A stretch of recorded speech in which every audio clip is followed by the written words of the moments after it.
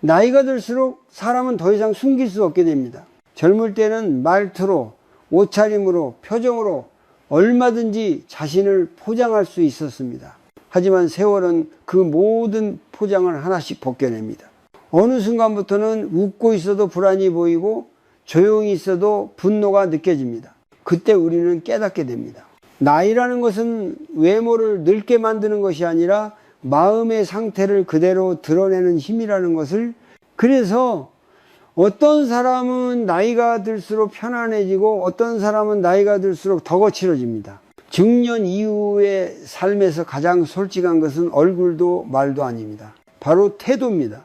사람을 대하는 태도, 일이 뜻대로 되지 않을 때의 태도, 자신보다 잘 되는 사람을 바라보는 태도, 그리고 홀로 남겨졌을 때의 태도 말입니다. 이 태도 속에는 그 사람이 평생 붙잡고 살아온 마음의 방향이 고스란히 담겨 있습니다. 불교에서는 모든 것은 무상하다고 말합니다. 변하지 않는 것은 없고 지금의 모습도 잠시 머무를 뿐입니다. 하지만 아이러니하게도 이 무상을 받아들이지 못할수록 사람은 변화를 거부하고 세월과 싸우기 시작합니다. 젊음을 붙잡으려 하고 예전의 지위를 놓지 못하고 과거의 인정과 역할에 집착합니다. 그 집착은 시간이 갈수록 마음을 더 조이게 만듭니다. 중년의 많은 사람들은 이렇게 말합니다. 이 나이에 이제 와서 뭘 더 바꾸겠어요. 하지만 진실은 다릅니다. 이 나이이기 때문에 이제서야 비로소 바꿀 수 있는 것이 있습니다. 겉모습이 아니라 삶을 대하는 태도입니다. 성공을 향해 달릴 필요가 줄어든 대신 자신을 괴롭히던 방식의 삶을 내려놓을 수 있는 시기이기도 합니다.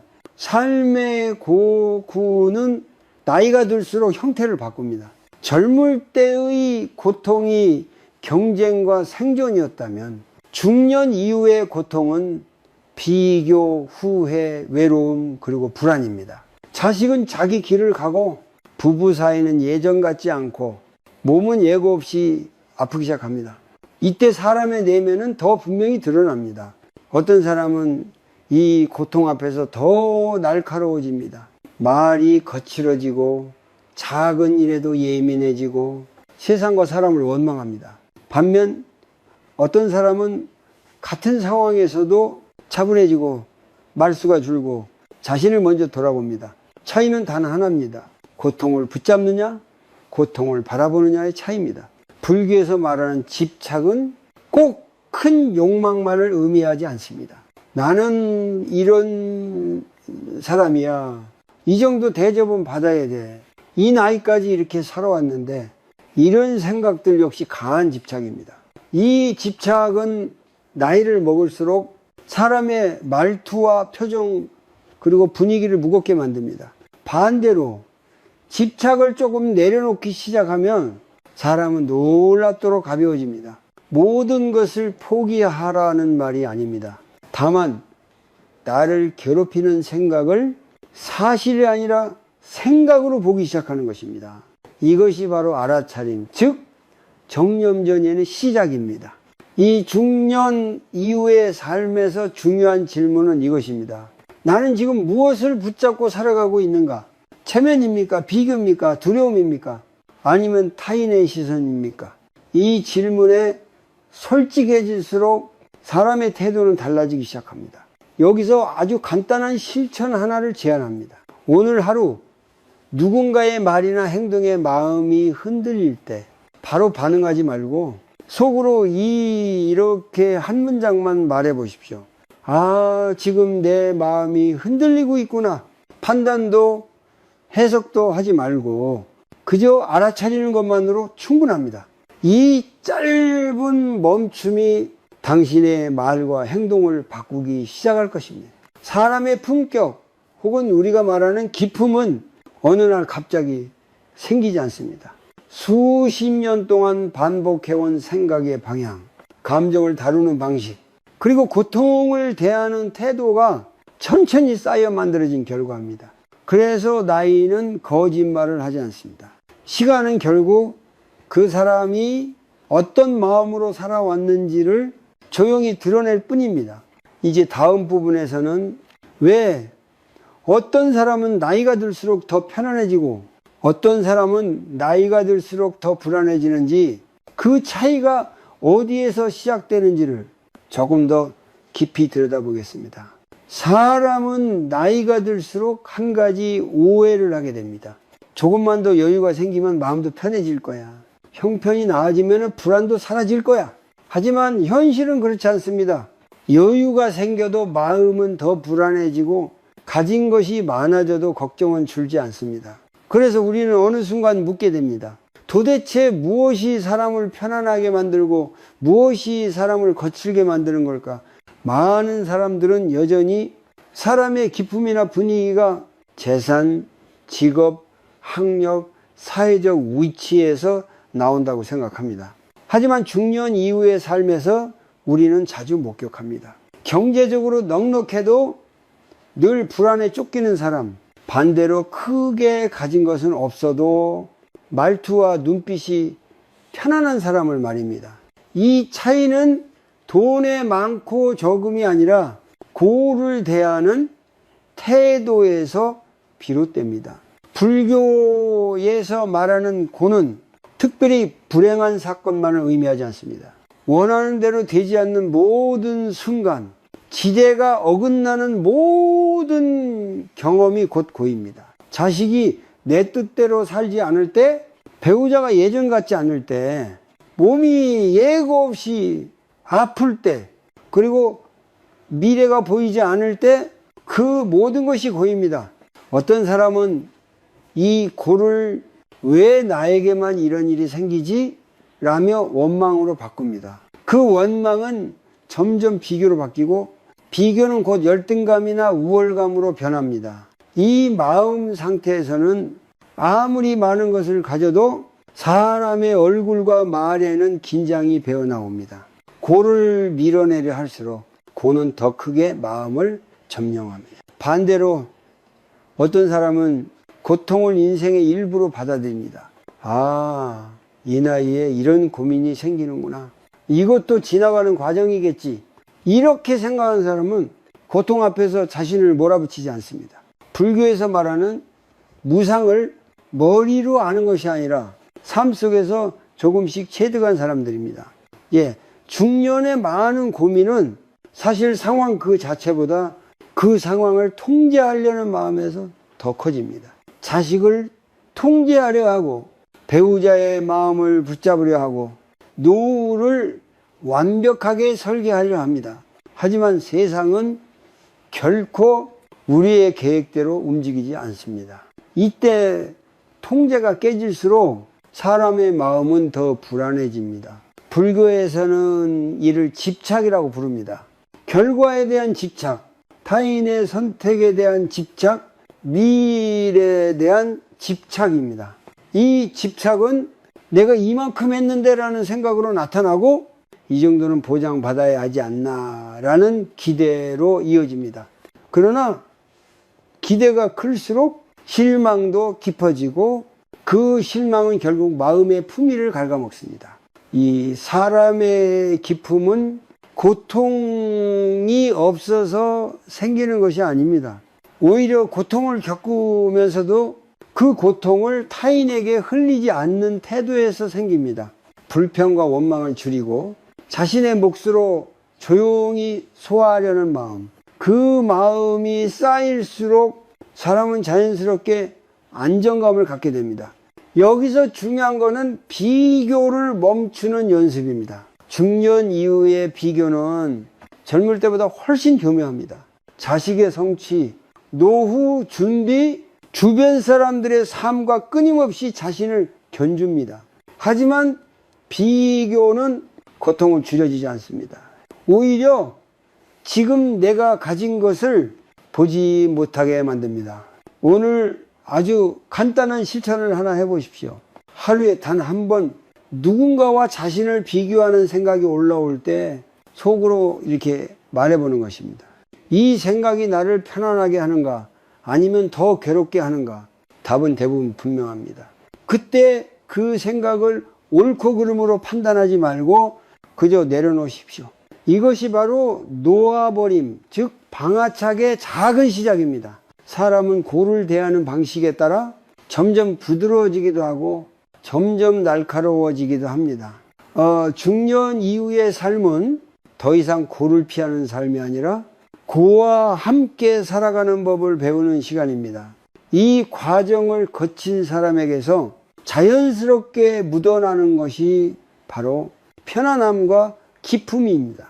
다음 부분에서는 왜 어떤 사람은 감정에 쉽게 휘둘리고 어떤 사람은 같은 상황에서도 중심을 잃지 않는지 그 차이를 만들어내는 마음의 습관에 대해 이야기해 보겠습니다. 사람은 누구나 감정을 느낍니다. 화가 나고 서운해지고 억울해지고 불안해집니다.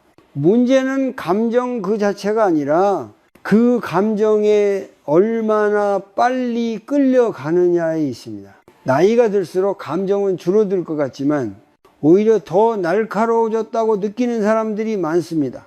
그 이유는 감정이 강해져서가 아니라 감정을 다루는 여유가 줄어들었기 때문입니다. 중년 이후의 삶에서는 작은 말 한마디에도 마음이 크게 흔들립니다. 자식의 무심한 태도, 배우자의 짧은 말투, 직장에서 느끼는 미묘한 거리감, 이때 마음속에서는 과거의 기억과 미래의 걱정이 동시에 올라옵니다.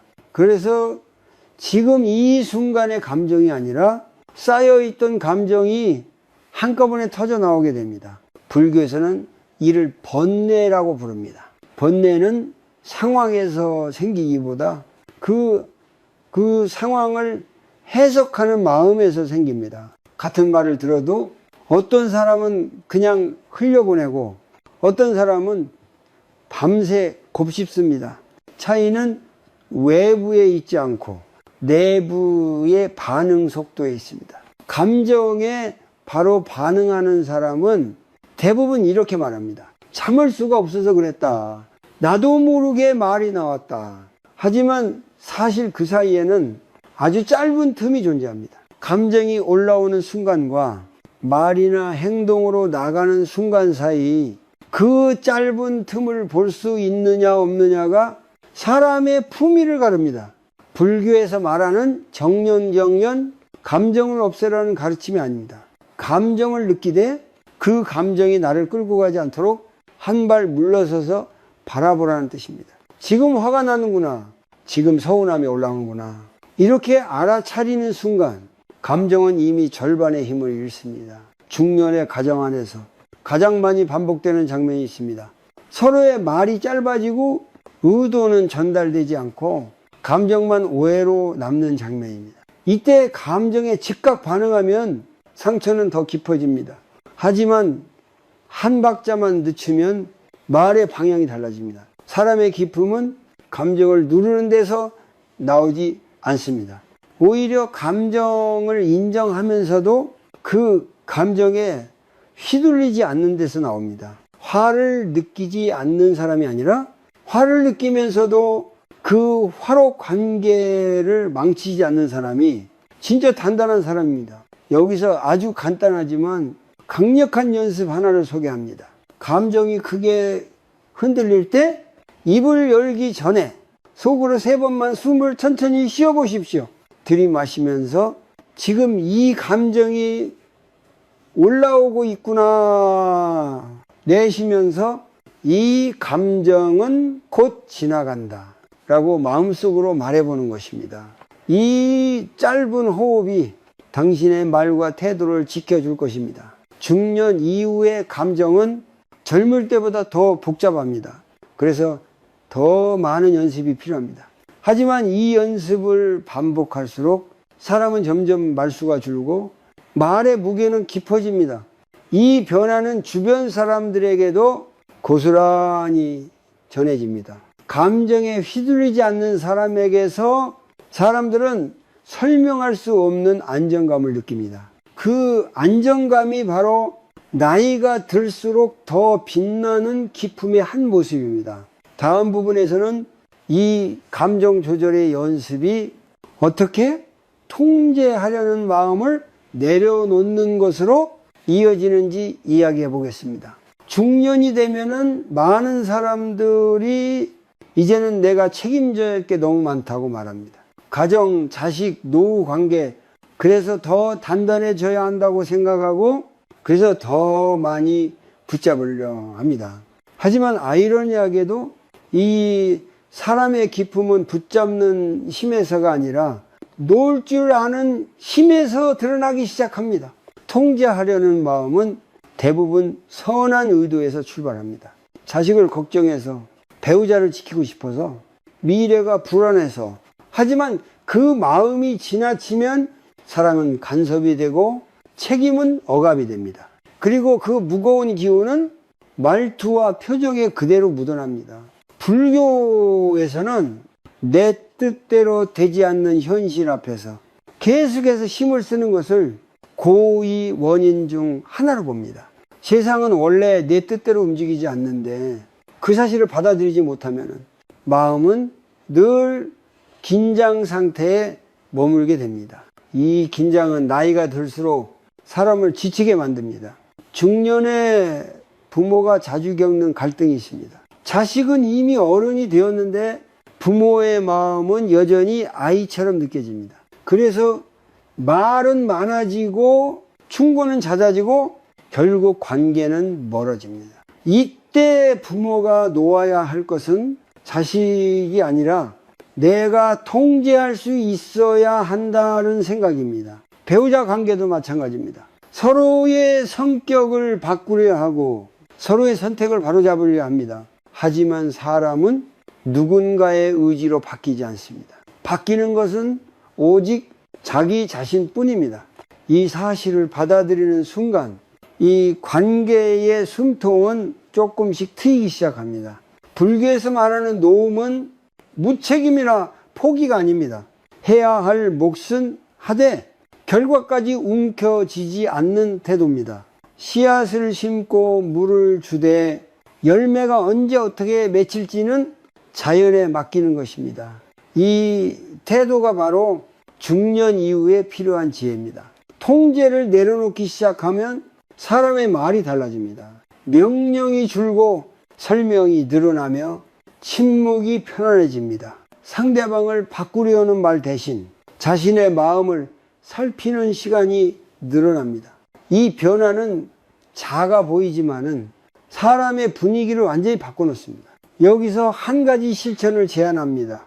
오늘 하루 누군가를 향해 이렇게 해야 해 라는 말이 떠오를 때 잠시 멈추고 이건 내가 통제하려는 마음은 아닐까 라고 스스로에게 물어보십시오. 그리고 그 말을 조금 부드러운 질문으로 바꿔보는 것입니다. 너는 어떻게 생각하니? 이 작은 변화가 관계를 살리고 당신의 기품을 지켜줄 것입니다. 중년 이후의 삶은 더 많은 것을 이루는 시기가 아니라 불필요한 힘을 빼는 시기입니다. 힘을 뺄수록 마음은 넓어지고 사람은 부드러워집니다. 이 부드러움 속에서 사람들은 안정감을 느끼고 그 안정감이 곧 나이가 들수록 깊어지는 기품이 됩니다. 다음 부분에서는 이 놓아버림의 태도가 어떻게 말과 침묵의 변화로 이어지는지, 왜 어떤 사람은 말이 줄수록 더 신뢰를 받게 되는지에 대해 이야기해 보겠습니다. 사람의 말은 마음보다 먼저 나가지 않습니다. 말은 언제나 마음이 가득 차 있을 때 흘러나옵니다. 그래서 나이가 들수록 말이 많아지는 사람은 대개 마음이 바빠져 있다는 신호이기도 합니다. 설명하고 싶고 이해받고 싶고 자신이 옳다는 것을 증명하고 싶은 마음이 말을 통해 끊임없이 밖으로 흘러나옵니다. 하지만 이상하게도 사람들은 말이 많은 사람에게서 편안함보다는 피로를 느끼게 됩니다. 중년 이후의 삶에서는 말이 점점 더 무거운 의미를 갖게 됩니다. 젊을 때의 말은 실수로 넘어갈 수 있었지만 이 나이의 말은 관계를 살리기도 하고 한순간에 무너뜨리기도 합니다. 그래서 기품 있는 사람일수록 말을 줄이고 말하기 전에 한 번 더 머뭅니다. 불교에서는 쓸데없는 말을 줄이는 것을 수행의 중요한 부분으로 봅니다. 말이 많다는 것은 생각이 많고 분별이 많고 마음이 흩어져 있다는 뜻이기 때문입니다. 반대로 말이 적은 사람은 자신의 내면을 자주 바라보고 말보다 행동으로 책임지려는 경향이 있습니다.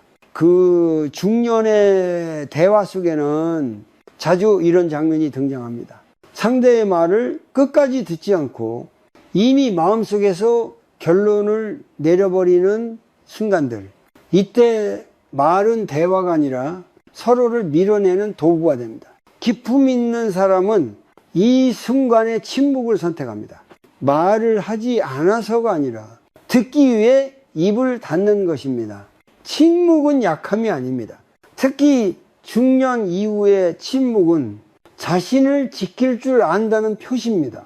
불교에서 말하는 고귀한 침묵은 마음을 흐트러뜨리는 말을 멈추고 필요한 말만 남기는 상태를 뜻합니다.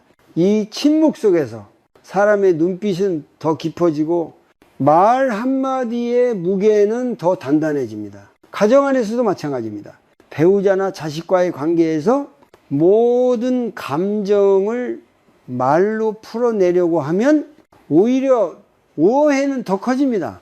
때로는 아무 말도 하지 않고 같은 공간에 조용히 머무는 시간이 수많은 설명보다 더 큰 위로가 됩니다. 이것을 아는 사람은 관계를 억지로 끌고 가지 않습니다. 중년의 많은 갈등은 사실 말에서 시작됩니다. 내가 너를 위해 얼마나 했는데 이 나이까지 이렇게 살아왔잖아. 이 말들 속에는 서운함과 기대가 섞여 있습니다. 하지만 이 말이 나가는 순간 상대는 마음을 닫기 시작합니다. 기품 있는 사람은 이 말을 삼키고 자신의 마음을 먼저 돌봅니다. 여기서 중요한 것은 말을 참는 것이 아니라 말의 출처를 살피는 것입니다. 이 말은 사랑에서 나오는가? 아니면 인정받고 싶은 욕구에서 나오는가? 이 질문을 스스로에게 던질 수 있을 때 불필요한 말은 자연스럽게 줄어듭니다. 그리고 그 자리에 차분함이 들어옵니다. 오늘 실천해 볼 수 있는 아주 단순한 연습이 있습니다. 하루 동안 대화 중에 상대방의 말을 끝까지 듣고 나서 세 박자만 늦게 말해 보십시오.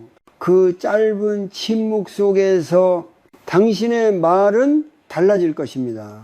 더 짧아지고 더 정확해지고 상대를 다치게 하지 않게 됩니다. 이 작은 연습이 당신의 말에 기품을 더해줄 것입니다. 사람들은 종종 침묵하면 손해본다고 생각합니다. 하지만 실제로는 침묵할 줄 아는 사람이 더 많은 신뢰를 얻습니다. 말로 자신을 드러내지 않아도 행동과 태도로 이미 충분히 말하고 있기 때문입니다. 이런 사람 옆에 있으면은 괜히 마음이 놓이게 됩니다. 그 안정감이 바로 나이가 들수록 더 깊어지는 품격입니다. 중년 이후의 삶은 말을 통해 이기는 삶이 아니라 말을 줄이며 지켜내는 삶입니다. 자신의 마음을 지키고 관계를 지키고 스스로의 품위를 지키는 삶 말입니다. 다음 부분에서는 이 말과 침묵의 태도가 어떻게 자기 존중으로 이어지는지, 왜 기품 있는 사람은 스스로를 함부로 대하지 않는지에 대해 이야기해 보겠습니다. 사람이 나이가 들수록 가장 쉽게 잃어버리는 것이 있습니다. 바로 자기 자신을 존중하는 마음입니다. 젊을 때는 바쁘다는 이유로, 중년이 되면은 책임이 많다는 이유로 자신을 늘 뒤로 미루며 살아옵니다. 그러다 어느 순간 남에게는 예의를 지키면서도 정작 자기 자신에게는 가장 가혹해져 있는 모습을 발견하게 됩니다. 기품 있는 사람은 자신을 특별하게 대우하려 하지 않습니다. 그러나 자신을 함부로 대하지도 않습니다. 이 두 가지 사이의 균형이 바로 자기 존중, 즉 자존의 자리입니다. 불교에서 말하는 수행도 결국은 이 자리를 회복하는 과정입니다. 자기를 미워하지 않고 자기를 속이지 않는 태도 말입니다. 중년 이후 많은 사람들이 스스로를 이렇게 평가합니다. 나는 별로 잘한 게 없어. 이 나이까지 이 정도면 실패한 거지. 이런 생각은 겸손처럼 보이지만 사실은 자기 자신을 깎아내리는 말입니다. 이 마음이 반복되면 사람의 말투와 표정에는 자신을 낮추는 기운이 배어 나오게 됩니다. 불교에서는 자기 자신을 업의 주인이라고 말합니다. 내가 한 말, 내가 한 선택, 내가 반복해온 생각이 지금의 나를 만들었다는 뜻입니다. 이 말은 자책하라는 뜻이 아닙니다. 오히려 이제부터라도 나를 더 신중하게 대하라는 가르침입니다. 자기 존중이 없는 사람은 타인의 평가에 쉽게 흔들립니다. 칭찬을 들으면 잠시 기분이 좋아지고 비난을 들으면 하루 종일 무너집니다. 이렇게 외부의 말에 마음의 중심을 맡겨버리면 사람은 점점 불안해집니다. 기품은 이런 불안 위에서는 자라날 수 없습니다.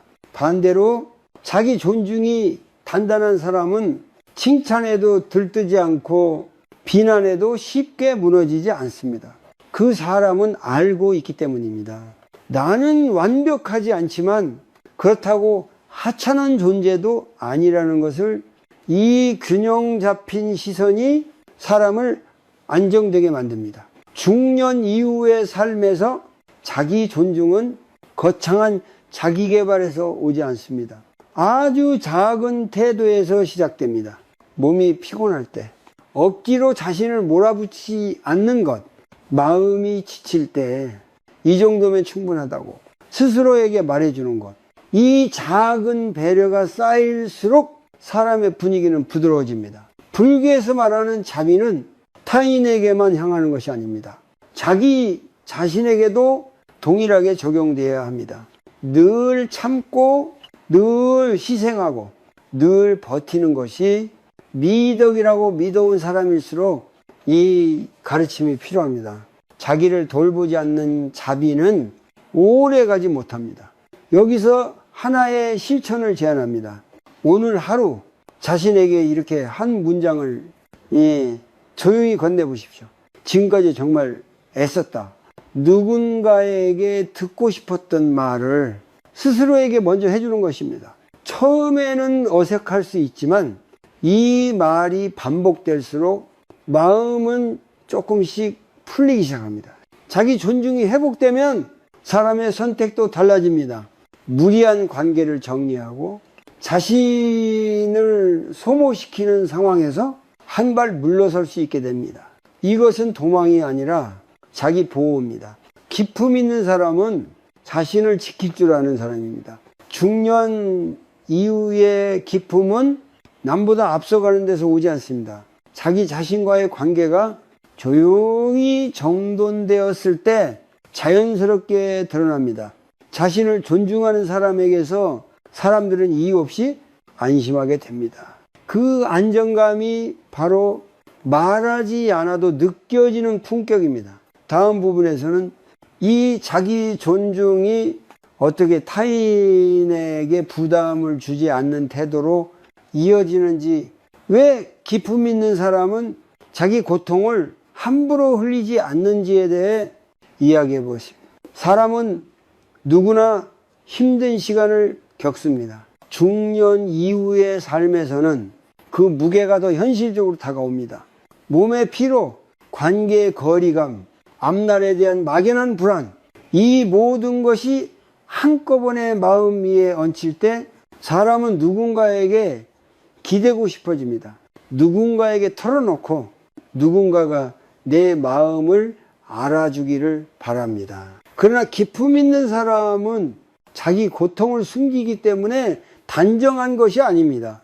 그들은 고통을 느끼지 않아서 차분한 것도 아닙니다. 다만 자신의 고통을 아무에게나 아무 방식으로나 흘려보내지 않을 뿐입니다. 이 태도에는 깊은 배려와 책임감이 담겨 있습니다. 중년의 인간관계에서 자주 반복되는 장면이 있습니다. 만나면 늘 힘든 이야기, 늘 같은 불만, 늘 같은 원망이 이어지는 대화입니다. 처음에는 위로가 되지만 시간이 지날수록 관계는 점점 무거워집니다. 말하는 사람도 지치고 듣는 사람도 지치게 됩니다. 불교에서는 자신의 괴로움을 그대로 타인에게 던지는 것을 지혜롭지 못한 태도로 봅니다. 고는 나의 업에서 비롯된 것이기에 먼저 내가 알아차리고 내 안에서 다루어야 한다고 말합니다. 이 가르침은 혼자 참으라는 뜻이 아닙니다. 다만 고통을 전하는 방식에도 자비가 필요하다는 뜻입니다. 기품 있는 사람은 자신의 아픔을 말할 때에도 상대를 고려합니다. 상대의 하루를 무너뜨릴 만큼 무거운 말은 삼키고 필요한 만큼만 꺼냅니다. 그들은 자신의 고통을 상대에게 맡기지 않습니다. 그 책임을 스스로 지려고 합니다. 중년 이후에 이 태도가 특히 중요한 이유가 있습니다. 이 시기의 고통은 쉽게 해결되지 않기 때문입니다. 자식 문제, 노후 문제, 관계의 상실은 누군가의 조언 한마디로 사라지지 않습니다. 그래서 고통을 말하는 횟수가 늘수록 상대도 나도 점점 더 지쳐갑니다. 불교에서 말하는 자비는 상대를 불편하게 하지 않는 마음이기도 합니다. 내가 힘들다고 해서 상대의 마음 위에 그 무게를 그대로 올려놓지 않는 것, 이것 또한 자비입니다. 기품이 있는 사람에게서 사람들이 편안함을 느끼는 이유는 그들이 이런 배려를 자연스럽게 하고 있기 때문입니다. 그렇다고 해서 아무에게도 말하지 말라는 뜻은 아닙니다. 다만 말할 대상을 신중히 선택하라는 것입니다. 나의 고통을 함께 감당할 수 있는 사람인지 아니면 잠시 들어주고 더 무거워질 사람인지, 이 구분이 서지 않으면 말은 위로가 아니라 상처가 됩니다. 여기서 중요한 연습이 하나 있습니다. 힘든 이야기를 꺼내기 전에 스스로에게 이렇게 물어보는 것입니다. 이 말을 하면 상대가 더 편안해질까? 아니면 더 무거워질까?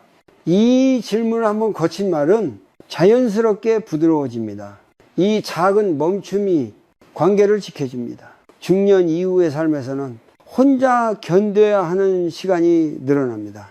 이때 많은 사람들은 외로움을 두려워합니다. 하지만 기품 있는 사람은 외로움을 적으로 여기지 않습니다. 잠시 머물다가는 감정으로 바라봅니다. 외로움마저도 내 삶의 일부로 받아들이는 태도, 이 태도가 사람을 단단하게 만듭니다. 불교에서는 모든 감정은 무상하다고 말합니다. 슬픔도 외로움도 언젠가는 지나갑니다. 이 사실을 믿는 사람은 감정을 붙잡고 타인을 붙들지 않습니다. 그 대신 조용히 숨을 고르고 자기 마음을 돌봅니다. 오늘 실천해 볼 수 있는 작은 연습을 하나 제안합니다. 이 힘든 마음이 올라올 때 곧바로 누군가에게 전화하기 전에 5분만 혼자 앉아 호흡에 집중해 보십시오. 숨이 들어오고 나가는 것을 느끼며 이 감정은 지나간다 라고 마음속으로 말해보는 것입니다. 이 5분이 말의 무게를 바꿔줄 것입니다. 자기 고통을 함부로 흘리지 않는 사람은 자기 자신을 존중하는 사람입니다. 그리고 그런 사람 곁에서는 타인도 자연스럽게 자신을 지키게 됩니다. 이 조용한 배려가 중년 이후에 더욱 빛나는 기품의 한 모습입니다. 다음 부분에서는 왜 나이가 들수록 굳이 증명하려 들지 않을수록 사람이 더 편안해지는지, 어떻게 있는 그대로의 나로 살아갈 수 있는지에 대해 이야기해 보겠습니다. 나이가 들수록 사람은 자기도 모르게 자신을 증명하려 했습니다. 그래도 나는 이만큼은 해냈다. 이 정도 삶은 헛살지 않았다. 이 말들은 겉으로는 담담해 보이지만 그 안에는 불안이 숨어 있습니다. 인정받고 싶고 뒤처지지 않았다는 확인을 받고 싶은 마음입니다. 하지만 아이러니하게도 이 마음이 강할수록 사람은 점점 더 지쳐갑니다. 중년 이후의 삶에서 증명하려는 마음은 아주 다양한 모습으로 나타납니다. 자식의 성취를 통해 자신을 증명하려 하고 과거의 경력을 반복해서 이야기하며 자신의 가치를 확인받으려 합니다. 또 어떤 사람은 아직도 바쁘다는 말로 자신이 쓸모있는 존재임을 보여주려 합니다. 하지만 이 모든 행동 뒤에는 나는 괜찮은 사람일까라는 근본적인 질문이 자리 잡고 있습니다. 불교에서는 이런 마음을 아상오샹이라고 부릅니다.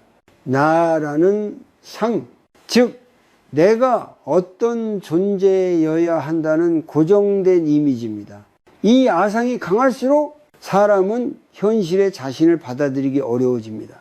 지금의 나와 머릿속에 내가 다르기 때문에 늘 긴장 속에서 살아가게 됩니다. 이 긴장은 말투와 표정에 그대로 묻어납니다. 기품 있는 사람은 이 아상을 조금씩 내려놓은 사람입니다. 그들은 더 이상 자신을 설명하려 애쓰지 않습니다. 알아주지 않아도 괜찮고 기억해주지 않아도 괜찮습니다. 이 태도는 체념이 아니라 깊은 수용에서 나옵니다. 이것이 지금의 나다. 이 한 문장을 받아들인 순간 사람의 마음은 놀랍도록 가벼워집니다. 중년 이후에 이 수용이 중요한 이유가 있습니다.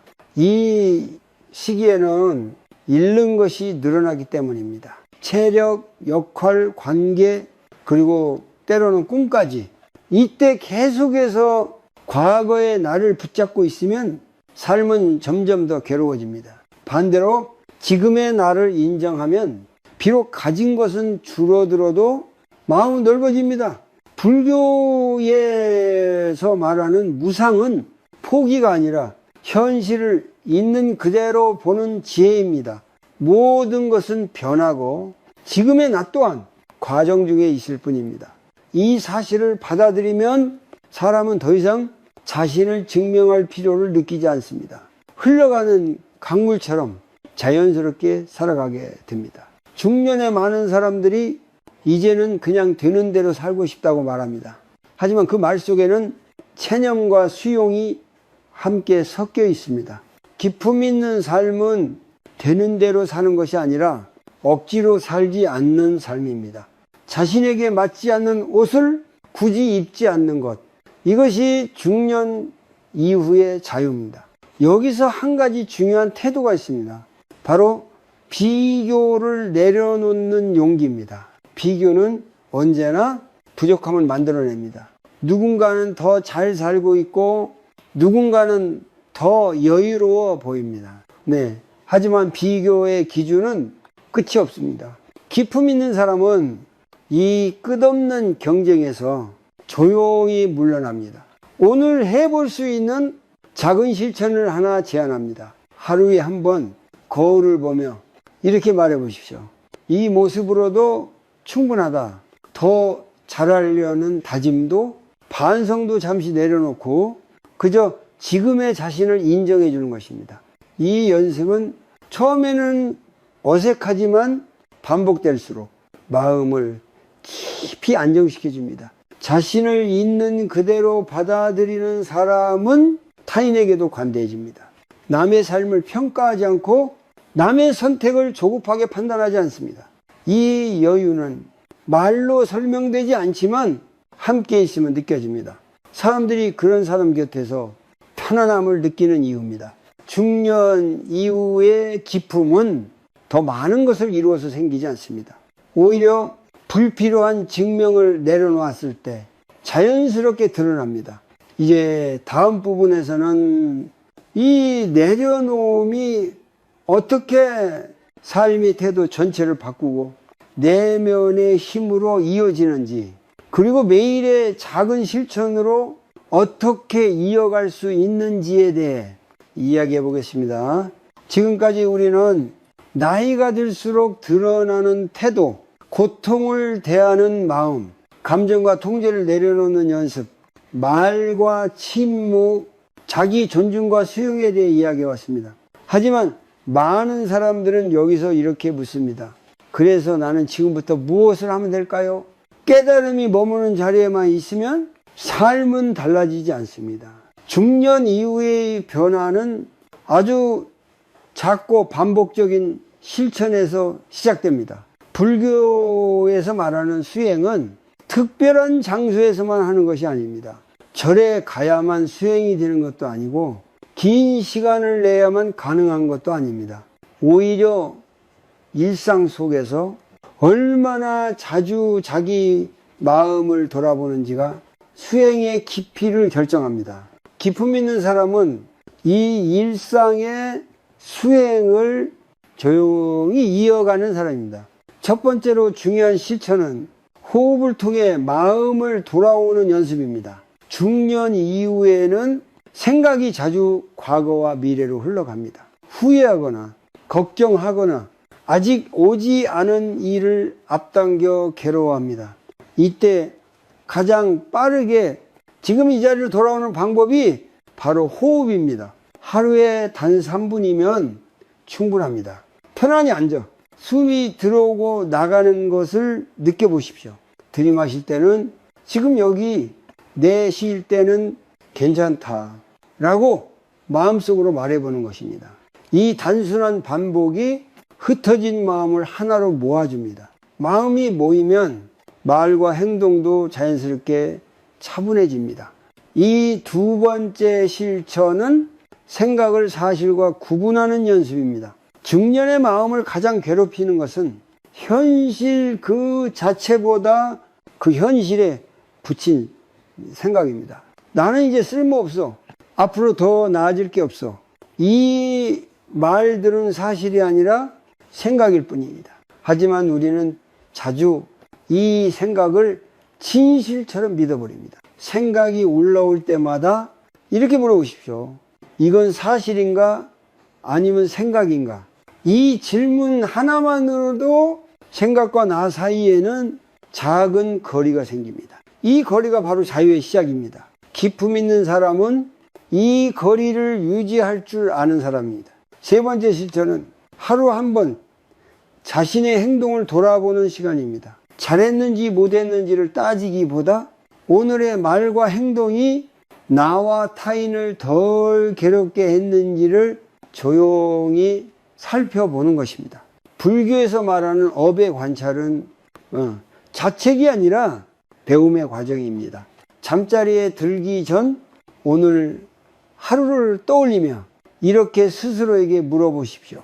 오늘 나는 조금 더 부드러웠는가? 조금 더 침착했는가?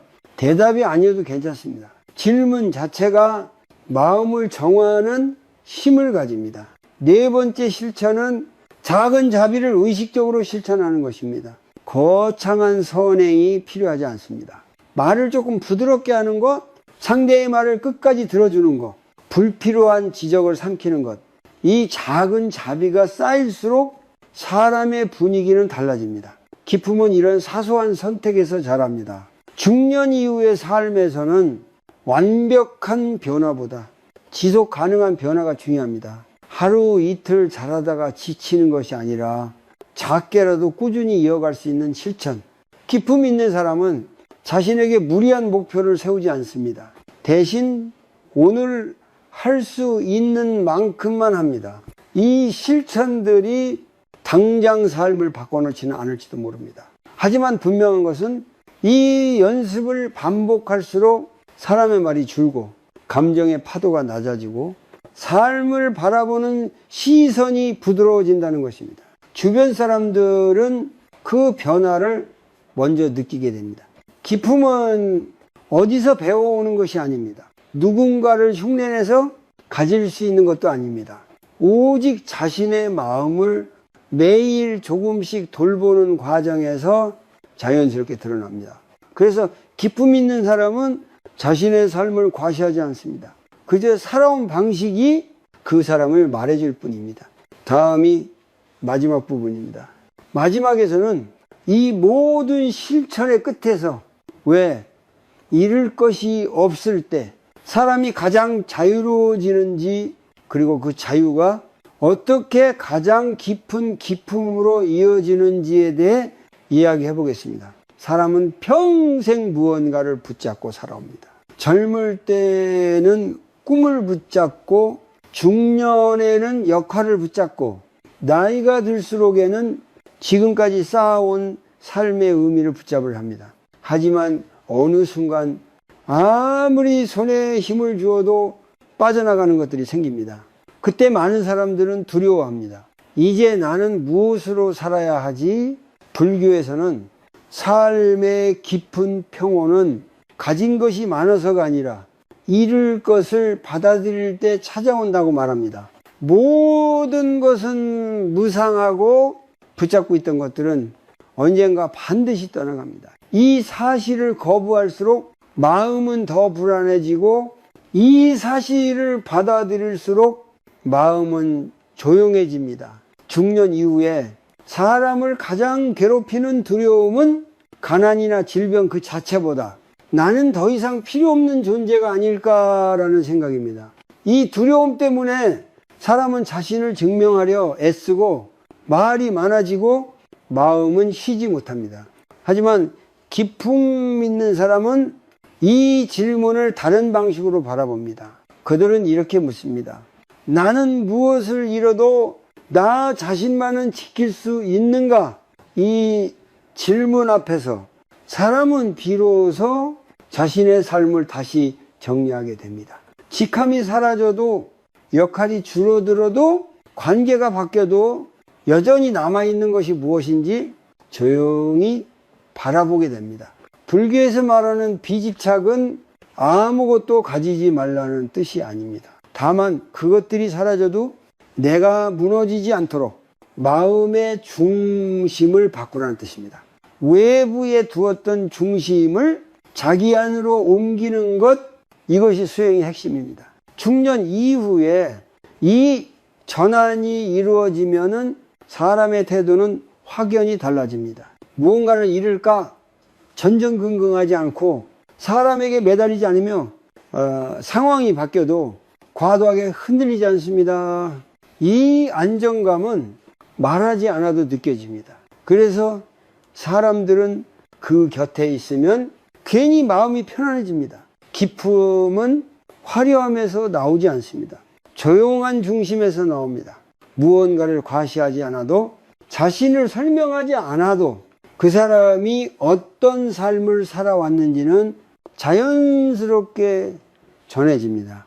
이것이 바로 세월이 만든 깊이입니다. 여기서 마지막으로 아주 짧은 실천 하나를 나누고 싶습니다. 오늘 밤 조용히 앉아 이 질문을 자신에게 던져 보십시오. 지금 내 삶에서 없어져도 괜찮은 것은 무엇인가? 그리고 또 하나 묻습니다. 끝까지 지키고 싶은 것은 무엇인가? 이 질문에 대한 답은 당신의 마음을 가장 본질적인 자리로 데려갈 것입니다. 많은 사람들은 행복을 더하는데 집중합니다. 하지만 중년 이후의 행복은 덜어내는 데서 시작됩니다. 불필요한 기대를 덜어내고, 과도한 책임을 덜어내고, 자신을 괴롭히던 생각을 덜어낼 때 마음은 자연스럽게 가벼워집니다. 이 가벼움이 사람을 부드럽게 만들고 그 부드러움이 기쁨으로 이어집니다. 불교에서 말하는 자유는 아무도 구속하지 않는 상태이면서 동시에 아무에게도 휘둘리지 않는 상태입니다. 이 자유는 외부 조건이 바뀌어서 얻어지는 것이 아니라 마음의 태도가 바뀌면서 찾아옵니다. 그래서 기품 있는 사람은 나이가 들수록 더 자유로워 보입니다.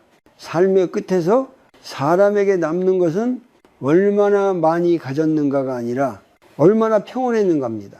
얼마나 사랑을 나누었는가, 얼마나 자신과 화해했는가, 얼마나 잘 내려놓았는가. 이것이 삶을 평가하는 조용한 기준입니다. 만약 지금 당신의 삶이 조금 무겁게 느껴진다면 그것은 잘못 살았다는 신호가 아니라 이제 내려놓을 때가 되었다는 신호일지도 모릅니다. 세월은 빼앗아가는 것이 아니라 본질만 남기기 위해 불필요한 것을 정리해 줍니다. 이렇게 남은 삶은 비록 단순하지만 훨씬 깊어집니다. 나이가 들수록 말이 줄고 마음이 넓어지고 눈빛이 부드러워지는 사람, 그 사람은 아무 말 없이도 삶이 무엇을 향해 가야 하는지를 보여줍니다. 그 조용한 모습이 우리가 말하는 진짜 기쁨일지도 모릅니다.